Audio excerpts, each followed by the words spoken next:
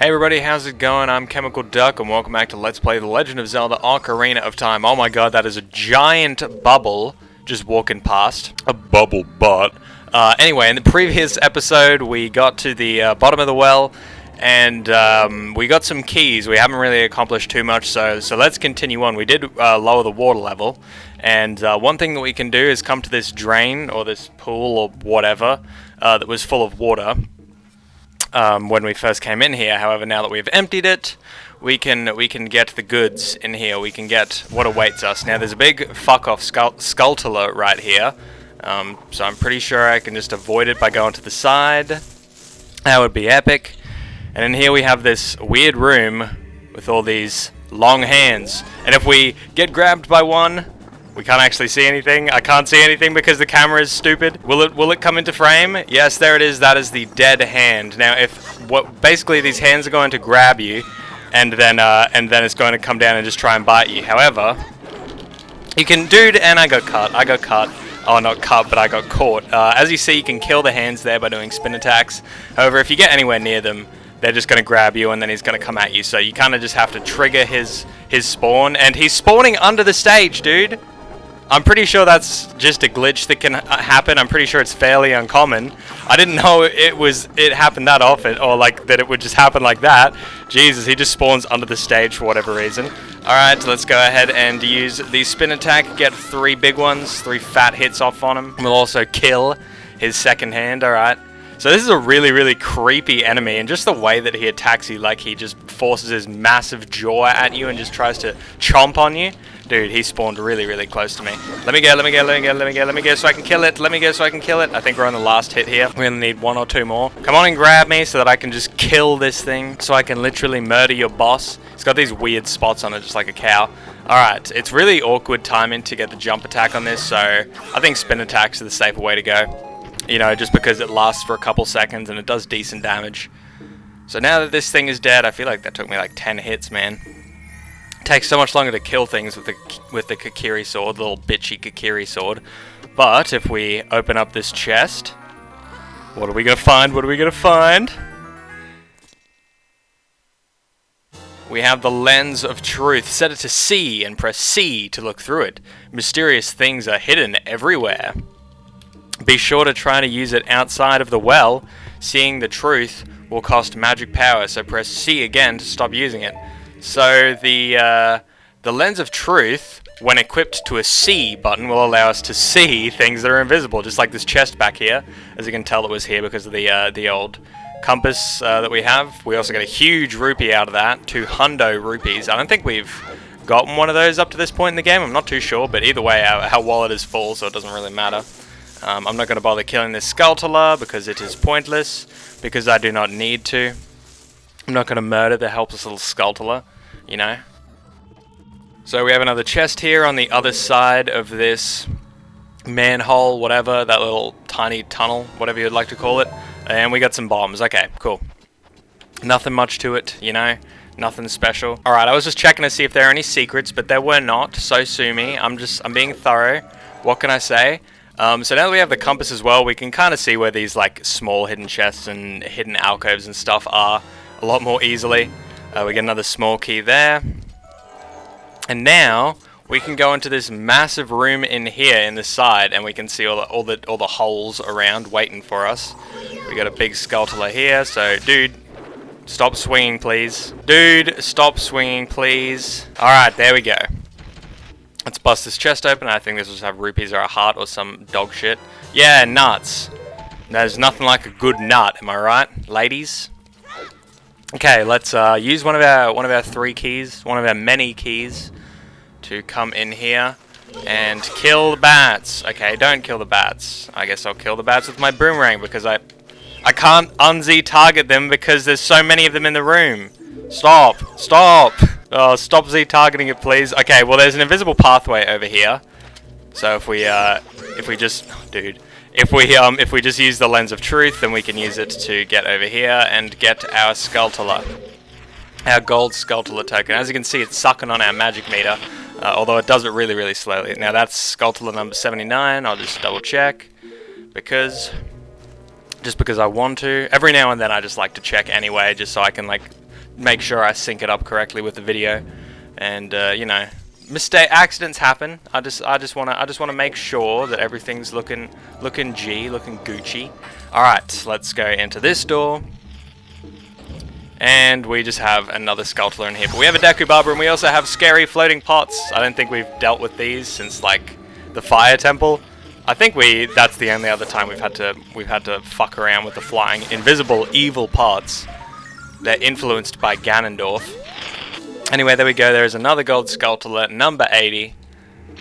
Hot damn, we are almost done with this. I don't think I've ever actually, like, completely gotten every single gold Skulltula in this game as well. Like, I've gotten all the heart pieces before, and obviously I've finished the game like a million times. Dude, do you mind?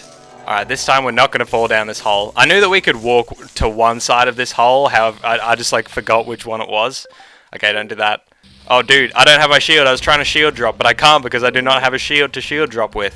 Okay, so if we blow up that, then we will get more nuts. I actually thought that was a key for some reason. Anyway, the Lens of Truth is like the only thing that we actually need, so if you want to leave now, then you totally can. There's nothing to keep you here, nothing that useful. There's also another hole here you kind of have to watch out for. These like little symbols on the wall will kind of try and psych you out to like have you walk towards them. This wall, it says something here, danger below, that's what it says. Okay, I won't go below then. Easy peasy. As I was saying, I've never like completely 100% of this game before. I've gotten all like the heart pieces, and obviously I've finished the game a bunch of times, but I've never gotten all the Skulltulas.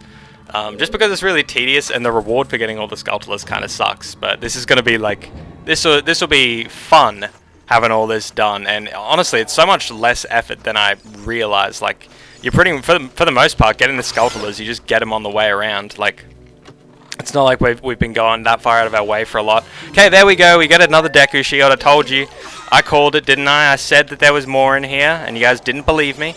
Also, when we're using the Lens of Truth, we can't use our spin attack because it uses magic as well. Alright, we have a like here. Thankfully, we're not wearing a shield or anything, so it can't steal it from us. Let's just kill it like the rest. Let's kill the fat thing. The fat foreskin looking ass. Dude, stop sucking me up. It's really annoying because this thing just has like weird frames of invincibility, so while it's invincible you can't hit it properly and it's just going to suck you up again. But if you get the timing right with spin attacks, then you can just kill it easily like that. Alright, well, this is the last room in here. I think we missed a chest, but there is nothing important in it. Like I said, we only need these 3 gold Skulltulas and the Lens of Truth. And also, you know, you can pick up those gold rupees if you want to farm some. But anyway, there we go, there's number 81. If we open this up, do we get a Hylian shield or something? No, we get 5 rupees. Okay, we might have gotten like a shield, but sometimes when you're going to get a particular item in a chest, it won't give it to you, and you already have it, it'll just give you the rupees instead. But anyway, we can just use a warp song to get out of here rather than walking all the way back, because that would be a total pain in the ass. We didn't actually have to come back to the graveyard as well. I guess this is just the closest location to where I actually want to go next, since we're going to be going to Kakariko. So now we have everything that we need to actually finish the temple and do everything that we want in it. But I'm not going to do that just yet. Like I said in a couple episodes ago, there's a bunch of side quests that I want to do, and if I don't do them now, then I'm going to be doing them all before the final temple. So I know I'm kind of teasing you guys by like pushing back the temple. However, I'm just going to push it back a little hiatus, so that we can do this side quest and get some more Skulltulas and heart pieces. There is something here on Death Mountain that I want to do, and it involves planting these magic beans. We're just going to put them in this soil patch here, and we're just going to leave that for a while. We're back on Zora's River here next to this fat bald man who sells the magic beans, so I actually want to go ahead and plant one here. Now planting these magic beans in these soil patches here and in Death Mountain is unnecessary. You don't have to do this, but it's going to make it something later, or something in a little bit, a lot easier. So I decided that I'm going to go ahead and do it. And I'm also just going to buy 1 magic bean. I'm pretty sure we have every one we need, but I don't want to be like missing any when I really, really need them. Now we just want to make our way over to this part of Zora's River. And I believe that I pointed this out when we actually came here a long time ago. Way back in like episode 12 or 11 or whatever. There are frogs underwater here, and if we actually get out our Ocarina, they will all jump out for us. And let's play them the song. The Song of Storms seems appropriate. We just learned it after all. They should get around it, you know, it's a popular song. Wow, that melody is so cool. Ribbit. Singing in the rain. Oh, what a feeling. Ribbit, please take this as a token of our froggish gratitude, Ribbit. Alright, see ya, Ribbit. And we get a piece of heart, a piece of fart. 3 pieces with another piece. Your life energy will be powered up. So now that we have done that, we're going to play every other song that we know, other than the Warp songs and the Song of Storms. So let's start off with Zelda's Lullaby.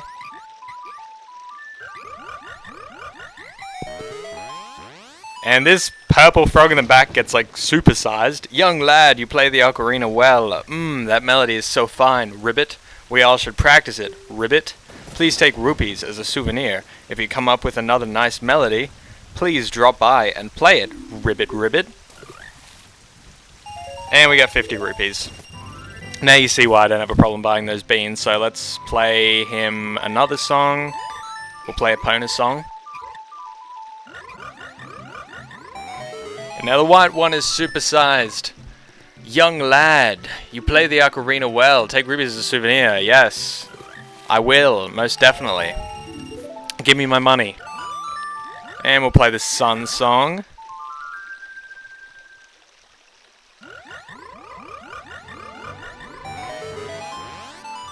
We got a fat... Look at the size of these fat frogs in the front. Young lad, okay. Just say the exact same thing as always, my guy. Saria's song.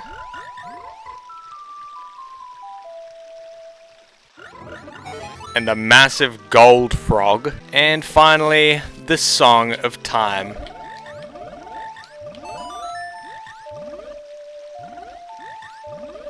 I love how the frogs croak along to it as well.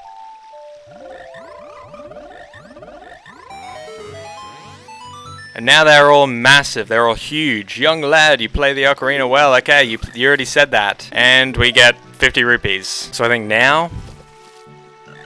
Look at us. We're all huge frogs. We're the world-famous, fabulous 5 froggish tenors. Ribbit. Make us jump so we can eat the bugs flying above us. Ribbit. Okay, then ready, set, go. Okay, so we just have to play the right note, basically the corresponding note to these now that they're large. Okay, I just need a sec working this out. Let us try this again. Left, right, down. How is that? How is that not down?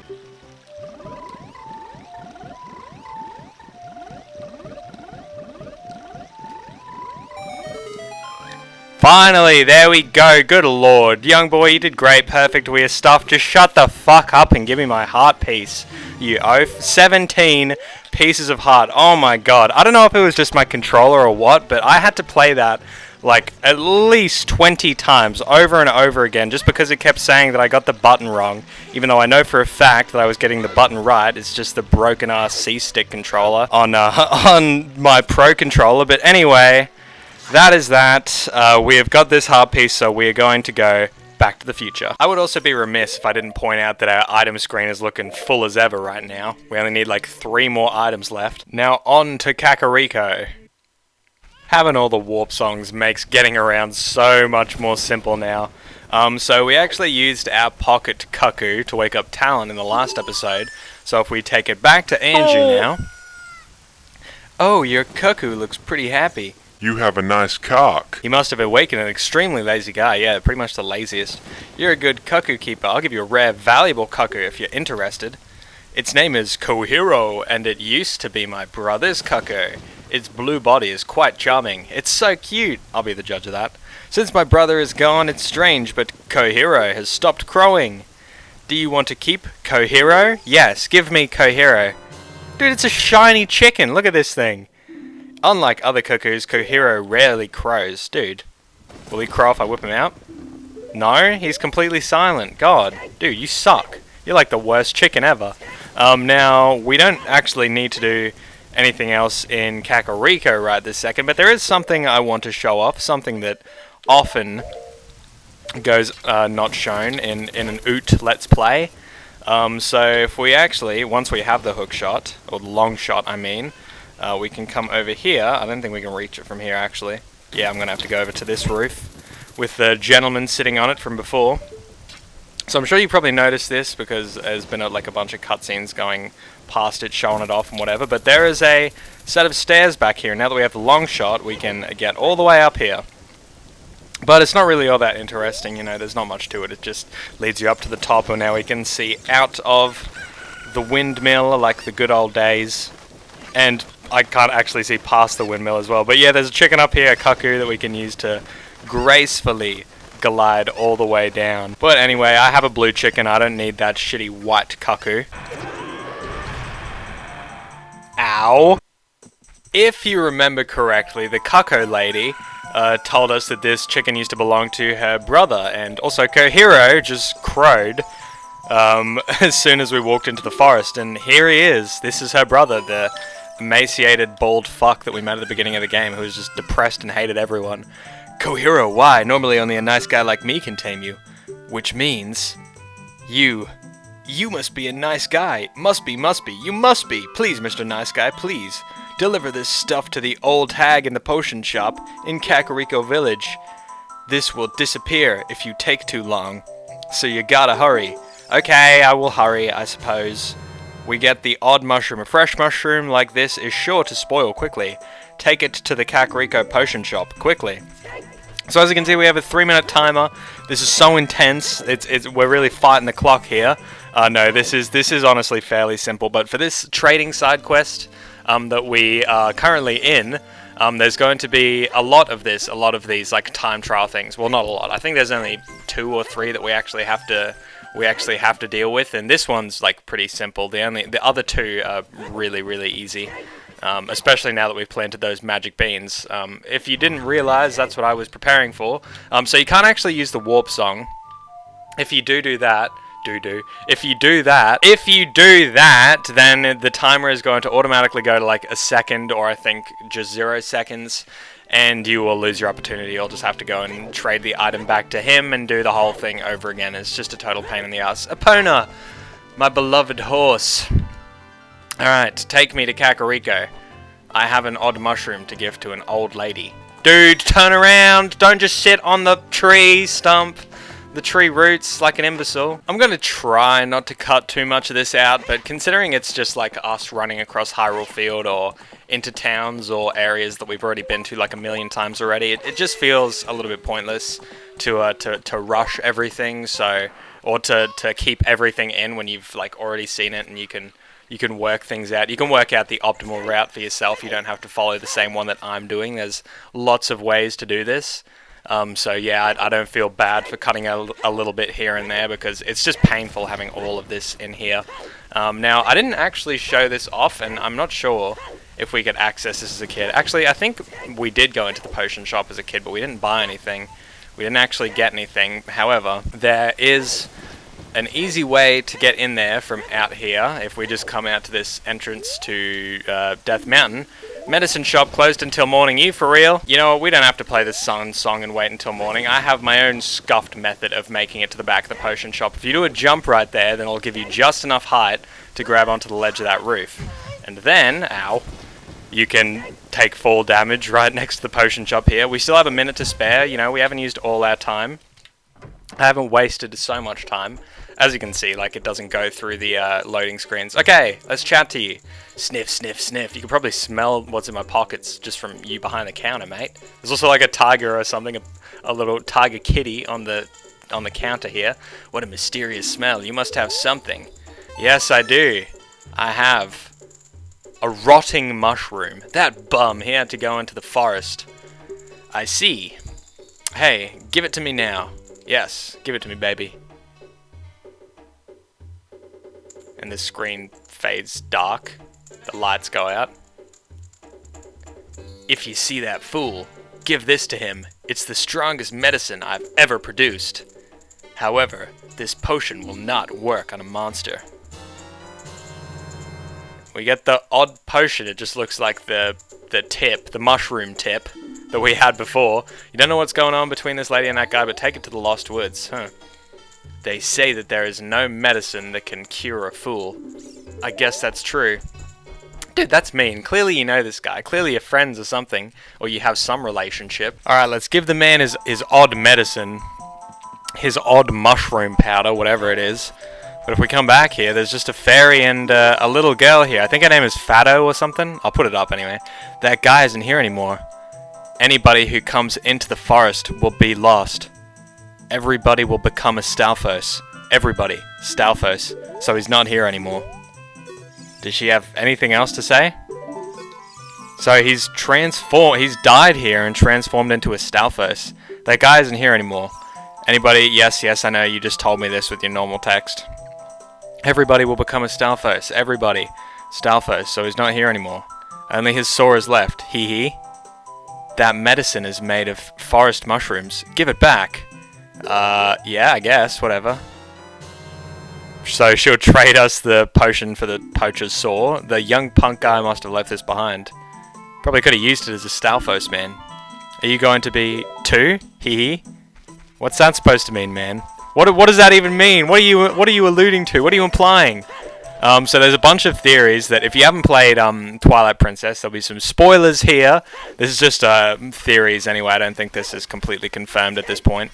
But there are people that there are theories that state that the hero shade that teaches Link his moves, his signature techniques in Twilight Princess, is Link in this game after he has become a Stalfos. But if I ever do Twilight Princess, I'll talk more about all this at that point. But yeah, it is a really interesting and frankly just creepy topic for a Zelda game. Normal people that just go into the forest and die will become a Stalfos. It's a eerie thought. But anyway, I'm not sure how long this video is at this point because I've been doing a really long recording session and just like running around a lot and getting stuff done. So in the next episode, we will be finishing up this side quest, and then after that, we will be starting up the Shadow Temple. So thank you very much for watching, guys, and I will see you in the next one.